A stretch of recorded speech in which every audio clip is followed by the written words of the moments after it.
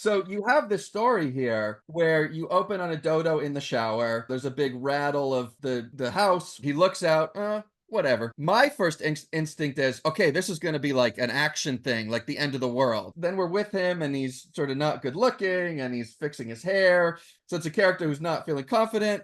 And now the world is being destroyed again.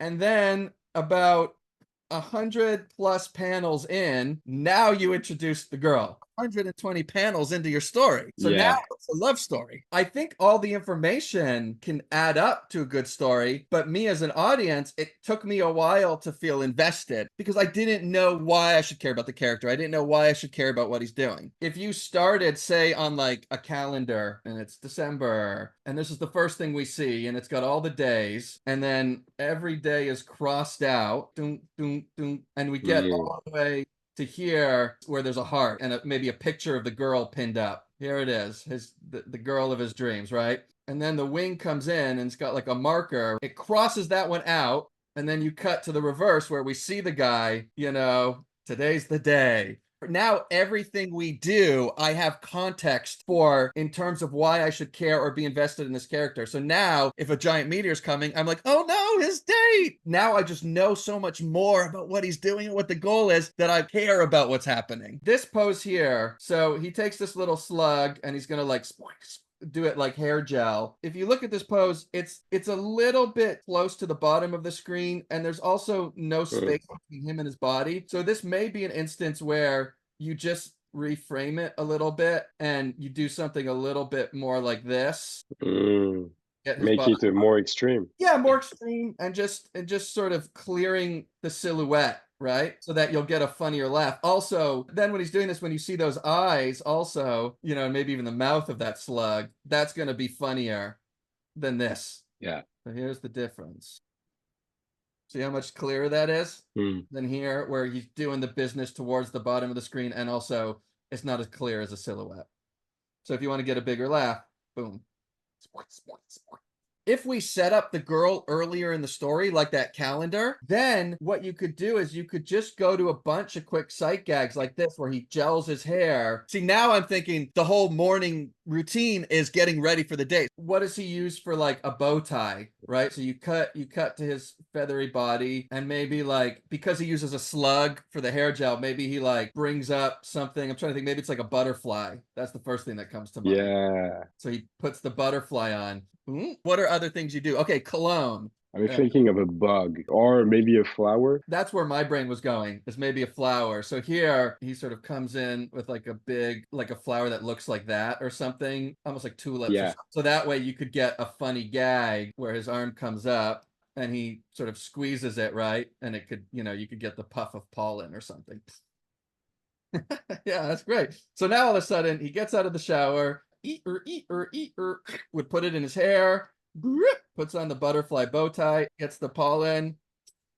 Then the door could just open. I think it was something like this. And he kicks open the door, right? Because he's all excited. And then he steps forward, and maybe that's where you see him. And now you see everything all together, right? The bow tie, Hmm. the hair. Is this a cut or a pullout, do you think? Here to here. It's supposed to be a pullout. So when I was looking at that, when I tapped through without you here to explain it to me, I thought it was a cut. What you can do is if you take that panel and you just do like a motion blur.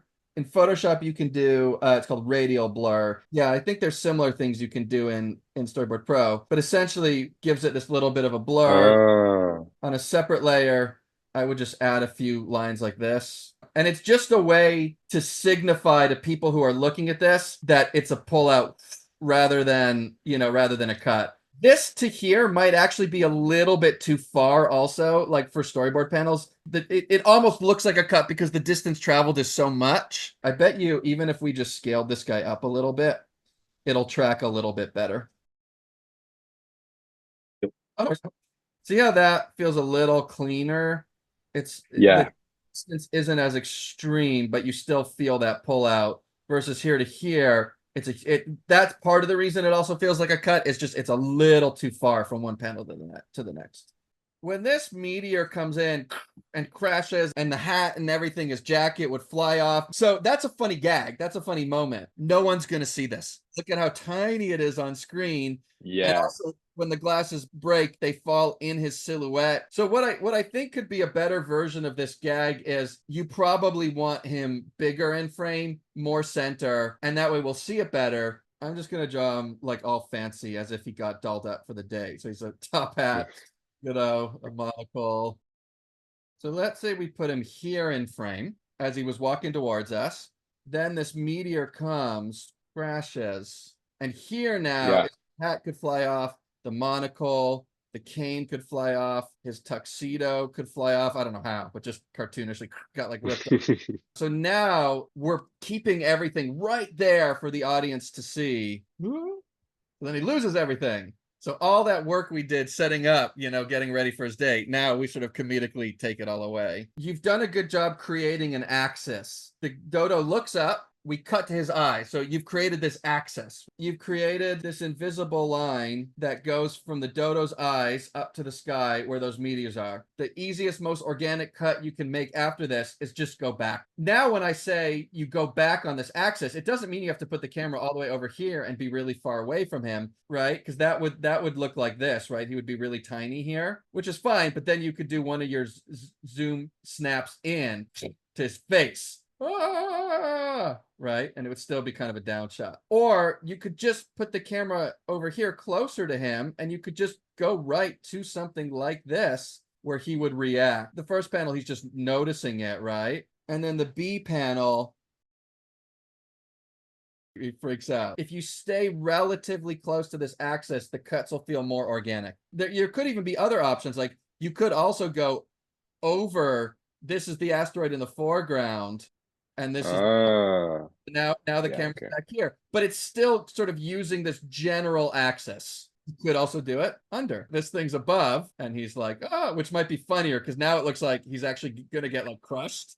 That shot feels like it has danger, and he's gonna get squeezed in. Since we know he's on a date, this is also like time is running out. It's like, it's like lowering. Yeah, see, so here you used a flat pan.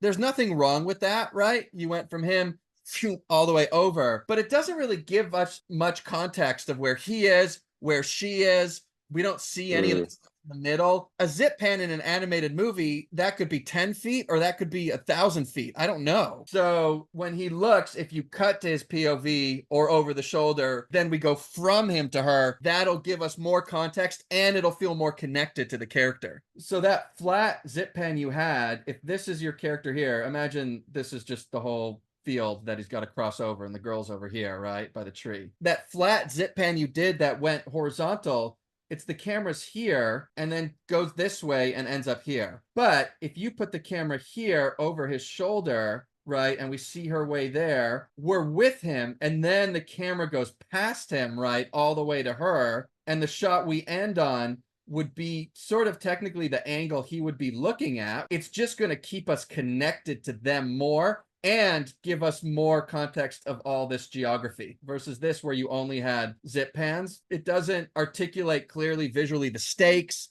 the distance, all those gags we just came up with, right? Everything he's going to have to through. So this was your first shot. You kind of have the information a little bit spread out, which I get why, because we want to show that this is a big gap he has to go over. I try to keep all the information here. So what I'm going to do is I'm going to take this half of the screen. I'm going to actually slide it in a little bit.